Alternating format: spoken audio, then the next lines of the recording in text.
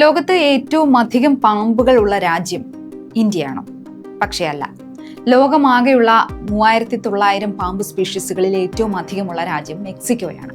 രണ്ടാമതുള്ളത് തൊട്ടടുത്ത രാജ്യമായ ബ്രസീലും.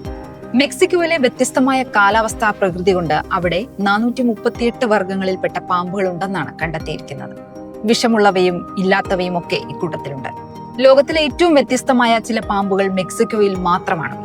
Mexican west coast rattle സ്നേക്കാണ് ഇക്കൂട്ടത്തിലെ കേമൻ.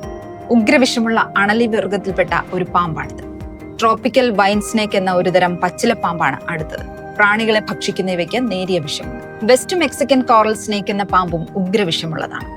മഴക്കാടുകൾ, അതീവ വരൾച്ചയുള്ള മരുഭൂമികൾ, പർവ്വത പ്രദേശങ്ങളിലെ വനങ്ങൾ, ഒപ്പം തീരപ്രദേശങ്ങൾ എന്നിങ്ങനെ വിവിധ തരം കാലാവസ്ഥ ഇവിടെയുള്ളതിനാലാണ് ഇത്രയധികം വർഗത്തിൽപ്പെട്ട പാമ്പുകൾ മെക്സിക്കോയെ അവരുടെ വാസസ്ഥലമാക്കിയിരിക്കുന്നത്. വിഷമുള്ളതും ഇല്ലാത്തതുമായ നിരവധി പാമ്പുകൾ നമ്മുടെ ഇന്ത്യയിലുണ്ട്. ഇതിൽ കേരളത്തിൽ കാണപ്പെടുന്ന ഏറ്റവും വിഷമേറിയ പാമ്പാണ് രാജവെമ്പാല.